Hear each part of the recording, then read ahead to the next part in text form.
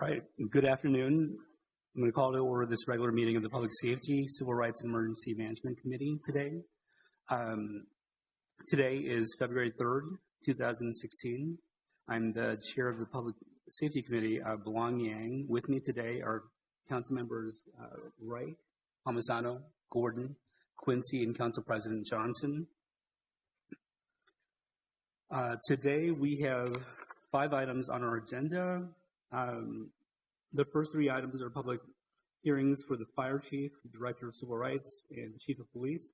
The 4th item is referring to staff the subject matter of an ordinance amending Title 17, Chapter 427 of the Minneapolis Code of Ordinances regarding congregating on streets or sidewalks. And the 5th item is a postponement with regard to presentation from the Office of Emergency Management, postponing it till February 17th. And I will just, move the agenda around. First and foremost is just the consent item, just to refer that to staff.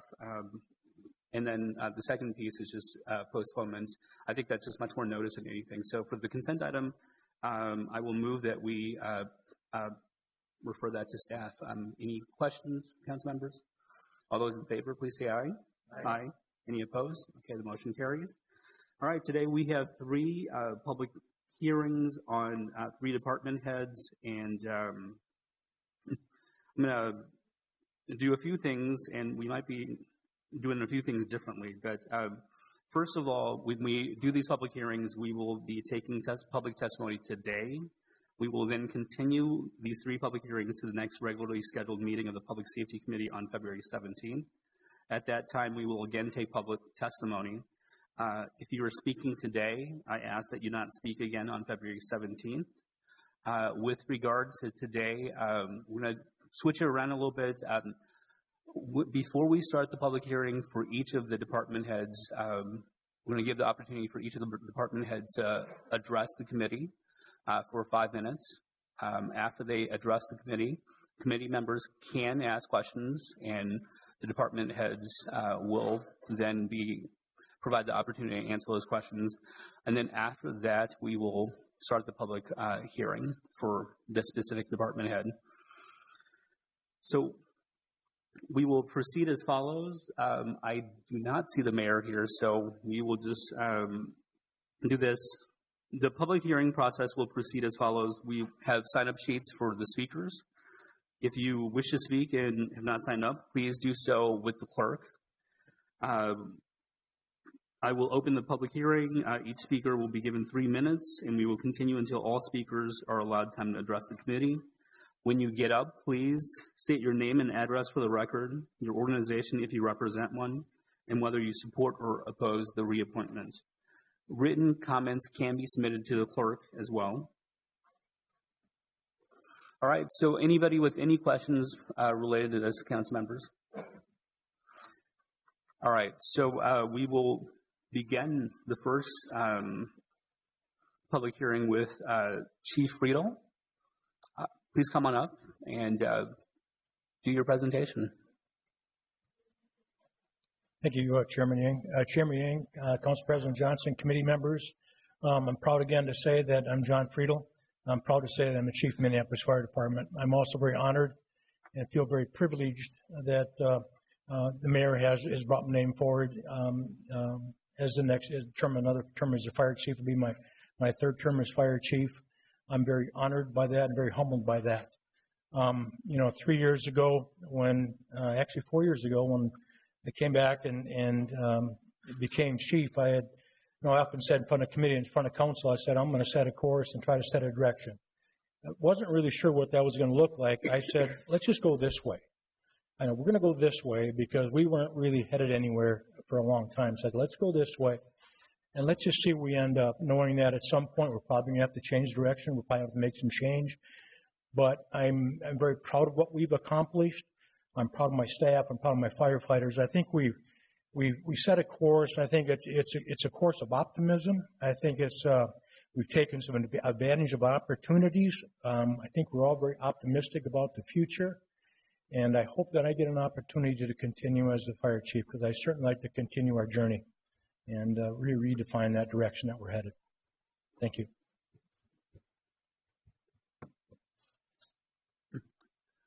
Thank you, Chief. Council members, any questions of the fire chief? All right, seeing none, I see the mayor's here. Mayor, we went a little bit ahead, so feel free to make your comments about the fire chief. Thank you very much, Mr. Chair, and thank you for allowing me to speak in your committee. John Friedel has proven himself to be an extraordinary leader for the Minneapolis Fire Department. We have seen his ability to lead day in and day out on the ground, day by day, as a manager. Certainly his years in the department as a firefighter gave him a lot of ability. But we have also seen him rise to every occasion that has been placed before him. Whether it's a tragedy at someone's home where 5 of their grandchildren have died, whether it's a bridge that has collapsed in the city of Minneapolis, whether it's weather events where we need to make sure that we are coordinating fully, or whether it's dealing with the fact that we have fires burning in the street and his willingness to just go out there and talk about what that means for safety. Through all of it, he has been level-headed, his bedside manner is extraordinary, and at the same time, he's making sure that the right things happen for the fire department, for his firefighters, and for the people of Minneapolis. So I am proud to put his name forward for reappointment, and I ask that you support his nomination. Thank you. Thank you. All right, so with that, we will open the public hearing for the fire chief. I have a list of names right here, and the first person is Ronald Edwards.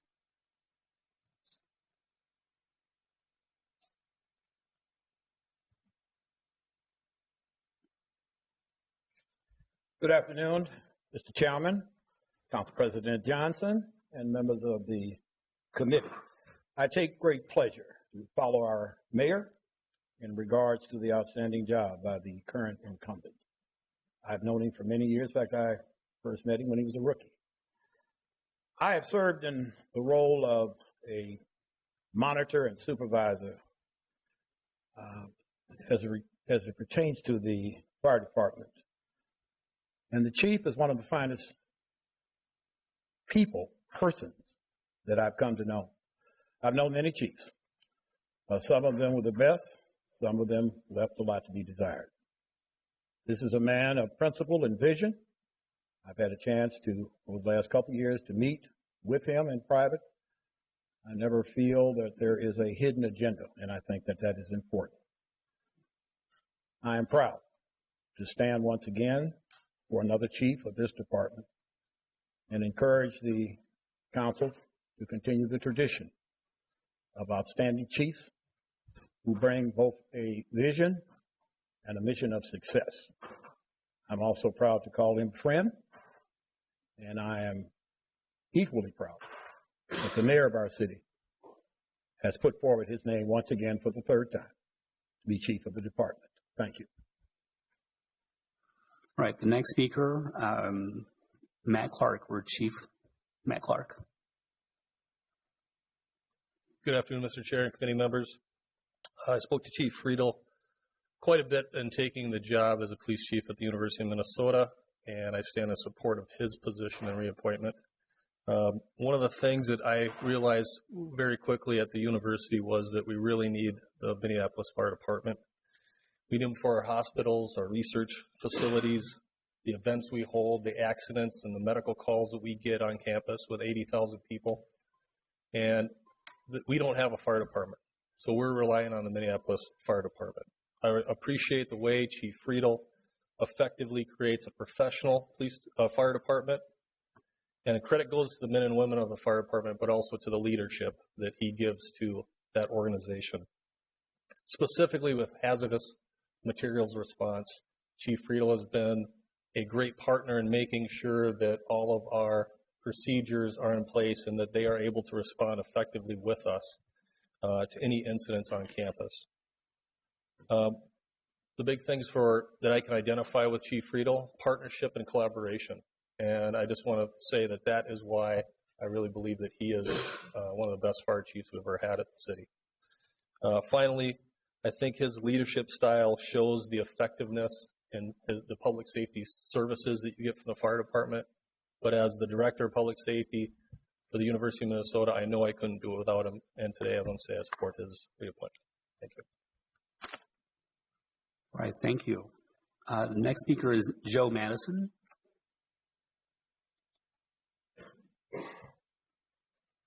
Mr. Chair, fellow council members. My name is Joe Madison. I'm Secretary of Minneapolis Firefighters Local 82. I'm here representing Local 82, and not as myself, as a resident of the city of Minneapolis. Just a quick report. I remember the last time the chief was up for appointment, we supported him fully. And we recognized some of the challenges that he had, and he's been trying to work with it. On our end, I'm proud to report that since his last appointment, we have only filed one grievance with the city of Minneapolis, with the fire department, and we ended up withdrawing that grievance. On the other end of it, at the current time, we are working with the chief on another contractual issue that we feel that over the past couple of years, we've been able to work things out in our labor management committee, and that's been a plus for us. Over the last few years, since John's become the chief of the department, we've been able to work a lot of things out in labor management without it moving any further. And I think it's benefited us and it's benefited the city. And we want to continue to work on that role. We also like to acknowledge the chief setting up a program recently for leadership training for our supervisors. And I think that was much needed. And we're looking forward to seeing some of the feedback on that. And I think that can benefit us as we're growing. We also, as a local, we support our alternative programs that we have. We like to expand that and find a real way to kind of have a pathway to the fire department. Right now it's not there, but we need to find that. We always have been one of the most diverse departments in the country, and not of our own fault with the city of Minneapolis. We're having a tough time maintaining that now, and we need to find a way to get that done. As I said before, the chief works well with us. We're able to solve issues before they become a larger issue. And one last thing, I was asked to by the President Lukoski, who couldn't be here today, that's why I'm speaking, is that when John Friedel became chief of the department, he had one goal, and his goal was to have a staffing level of one more than St. Paul, and we still haven't reached that yet. And I hope we continue to work towards that. Thank you very much. Thank you. Right. We have gone through the list for the fire chief, and council members, behind the scenes, we've been working really hard to see what we could do to provide notice to the public to come in, give testimony, but also to finish these appointments within the cycle. And council member or council vice president Glidden has just recently notified me that she would allow for this continuance to go into the committee of the whole on Wednesday. That's coming up at 10 o'clock. And so we're going to do that instead of moving it to the next public safety meeting, which is 2 weeks from now.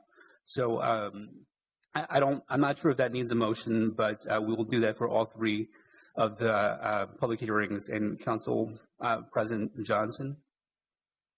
Mr. Chair, just for clarity, I think it would be helpful to have a motion. So I'm going to move that all three public hearings be continued. We'll hear everybody that's here today, but all three public hearings be continued to the committee of the whole meeting, which is next Wednesday at 10 o'clock in the morning. Okay. Any discussion? Oh, Councilmember Palmisano. Thank you, Mr. Chair. I just want to comment my appreciation for that.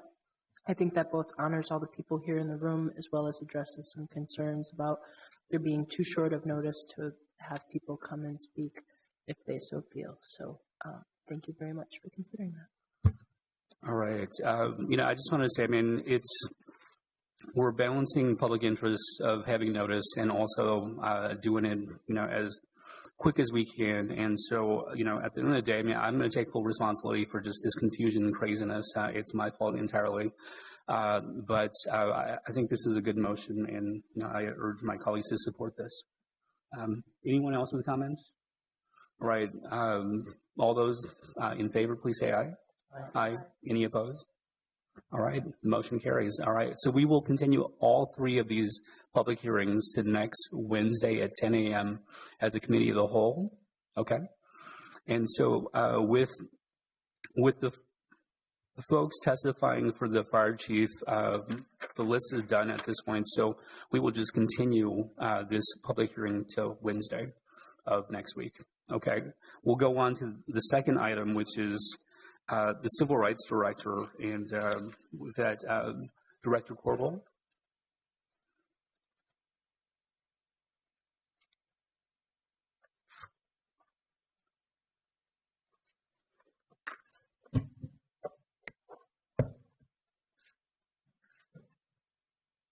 Good afternoon, Chair Yang and committee members. My name is Thelma Corbel, and I'm currently the Director in the Minneapolis Department of Civil Rights. And I am honored once again to have been nominated to this role by Mayor Betsy Hodges. And I would also like to extend thanks in advance for folks who will come up and testify in support of my nomination.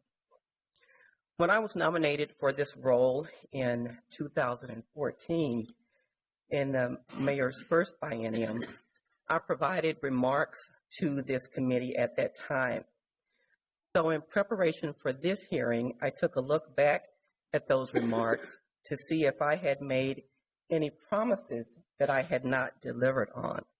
And this is what I said at that time, that I wanted to stay in this role to complete the work of a research and study group convened to look at why predatory offenders are more frequently located in vulnerable communities in Minneapolis and what could be done about it.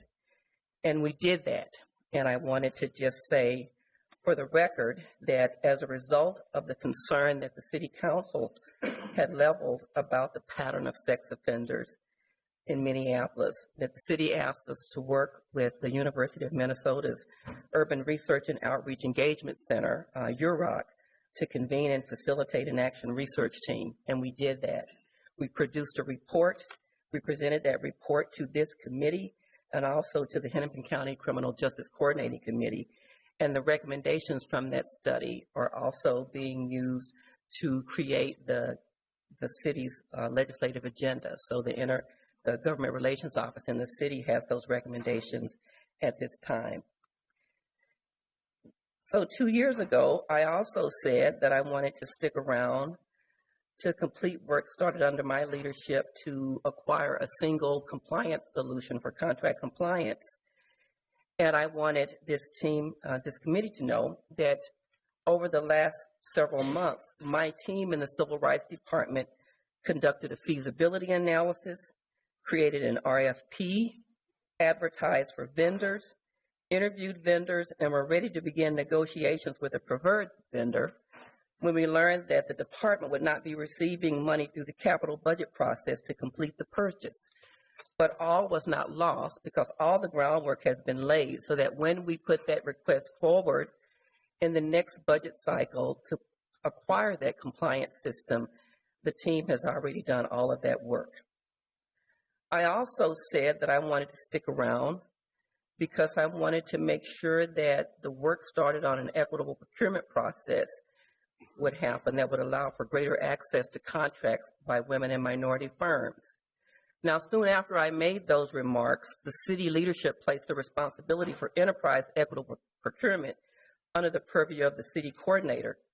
Nevertheless, under my leadership in the Civil Rights Department, we created a regional best practices roundtable to equip Twin Cities contracting practitioners and procurement staff with the tools needed to fulfill their responsibility to include women and minorities, not just as small businesses in procurement opportunities across the region, but also as workers on government contracts.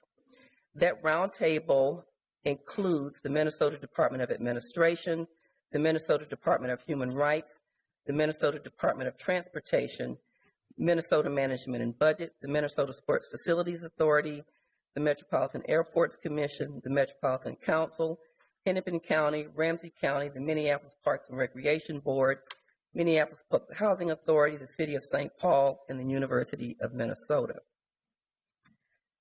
In addition to that, just in 2015, through the fourth quarter, of $118 million worth of construction contracts monitored in the city. Could you wrap it up?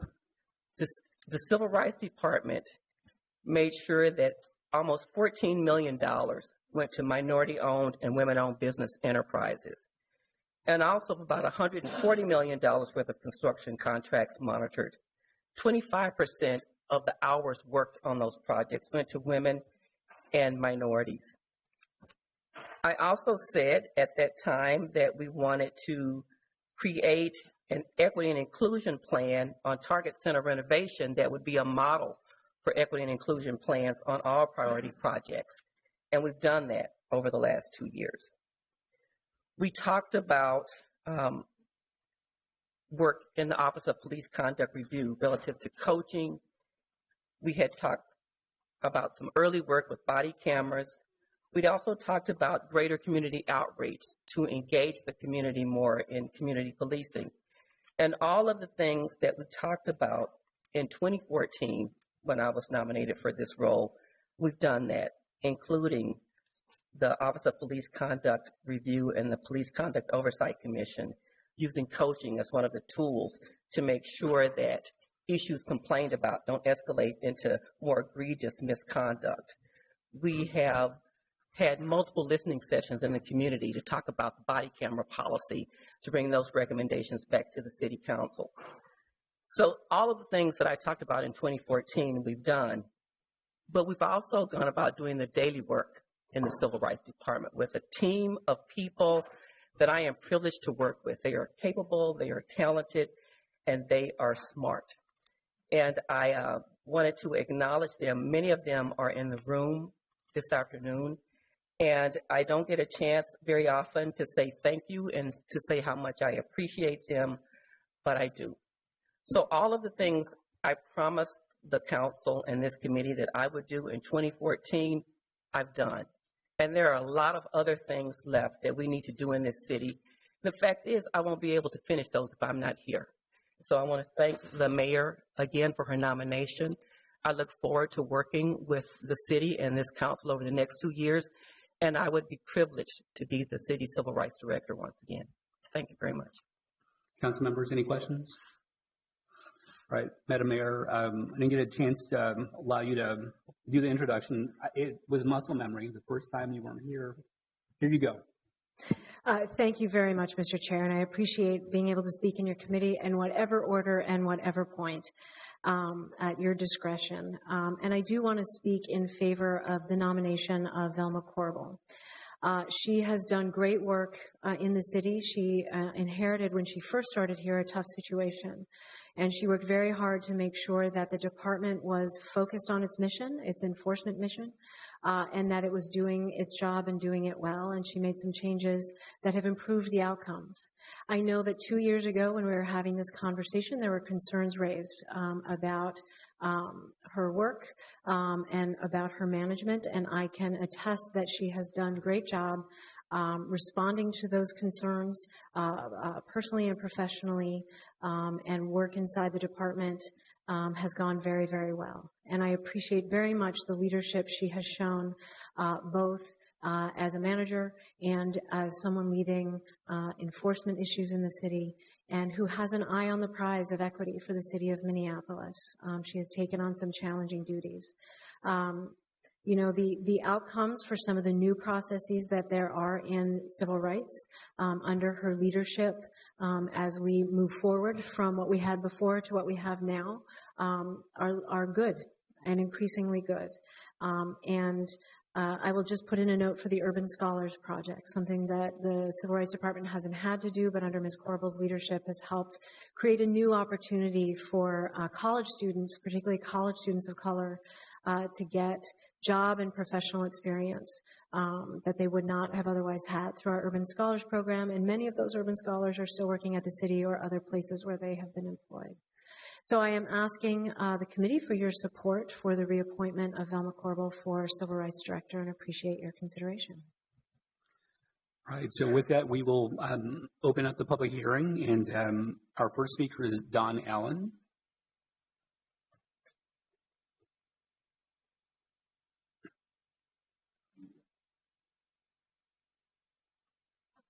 My name is Don Allen. I live in Columbia Heights. I do business and teach in Minneapolis. Hello, Council President Johnson and Chairman Yang. Bullet points we heard are challenging, to say the least. The Minneapolis Department of Civil Rights needs a disciplined, data-driven approach for eliminating its defects. The internal and external organizational design lacks integrity and has moved away from simple perfection. I am in support of the appointment or the reappointment of Ms. Corbell. And I'm not here today that she's not here today to say that she should not be reappointed, but I'm here today to say there needs to be a different approach to civil rights. Using a time management system pinned with a list of objectives should be designed, publicized, expanded upon. For the city's sake, the TMS must be put in place to demand the highest performance out of this agency. As some of you already know, data tables show that unemployment in regards to the population of Minneapolis in some cases exceed 40% for certain zip codes. I maintain the Minneapolis Department of Civil Rights and its neglect to contract compliance are partly to blame for this unacceptable and surreptitious promotion of structural violence. For me, the solution or fundamental objective would be to remove the malfeasance of process from the daily operations of the department and replace it with a user-friendly, results-driven community and city engagement. This would build a framework for implementing and enforcing civil rights investigations and for sure addressing the list of solutions from the October 2010 City of Minneapolis Disparity Report, which out of the 350 pages that I read, not one item has been implemented since 2010. There are no self-updates, there are no bug fixes. Ms. Corbell must be reappointed because she now needs to be a problem solver and fix the Minneapolis Department of Civil Rights. Thank you for your time. All right. The next speaker is Daniel Wolpert.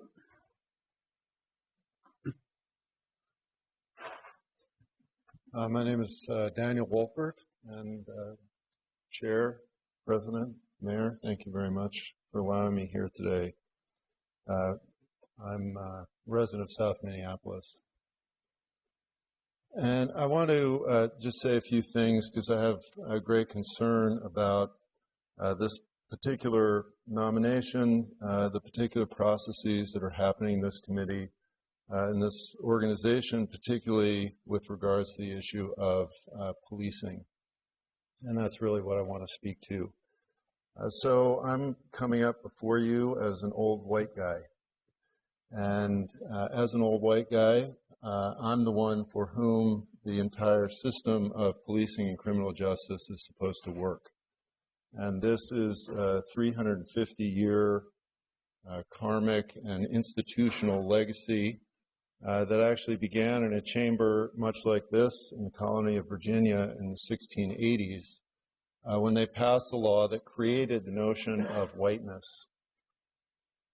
And when they did that, they then went into churches, and as a pastor, I'm particularly offended by this. They went into churches and required that the laws be read that indicated that white people had more rights and more chance for freedom than black people did. And this legacy is still very much with us. And as somebody that grew up in Los Angeles, I was born 5 years before the Watts riots, riots that tore the city apart and were started by the shooting of an unarmed black person by the Los Angeles Police Department. The issues that we see today are absolutely nothing new. And it's very challenging when we're always looking at, one person or one nomination or one situation. It's very difficult, particularly for us as Americans, to get our mind around systemic problems. But I really feel like we need to get better and better at this.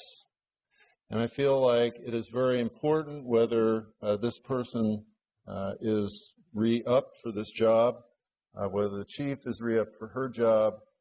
I think it's very, very important that at all levels of government, we insist upon addressing what is not a one bad apple problem or a two bad apple problem, but is an entire problem of a system. Mr. Wolpert, I'm so sorry, I forgot to start the timer, but okay. I do need to ask you to I'm almost done. Thank you. Okay. I was looking at that. I was thinking I was very lucky, perhaps. Maybe we've been frozen in time.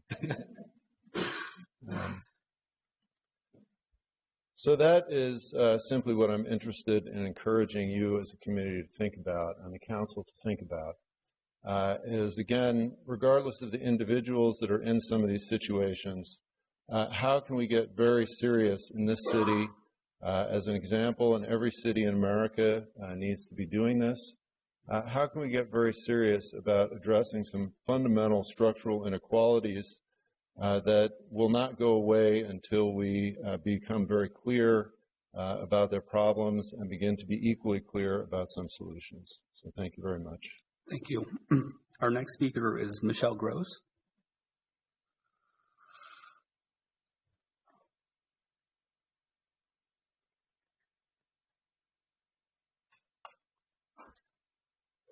Good afternoon, Committee Chair Yang, President Johnson, and Mayor Hodges. My name is Michelle Gross, and I live in Ward 5, North Minneapolis, and Wang Yang is my council member, I'm proud to say.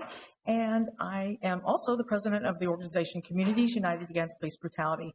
I'm specifically interested in speaking about Ms. Corbell and her leadership and some of the things that have occurred during her term. I have to tell you that I am not in favor of reappointment of Ms. Corbell, largely because of what's happened with the Office of Police Conduct Review. The Office of Police Conduct Review was her construct. She developed it. It was developed in secret. It was foisted on the community it was used to destroy the civilian review process. And now we have a process that has 5 layers, all 5 of which are controlled by the police or by city staff. Under this particular process, Office of Police Conduct Review, which is the only place community members can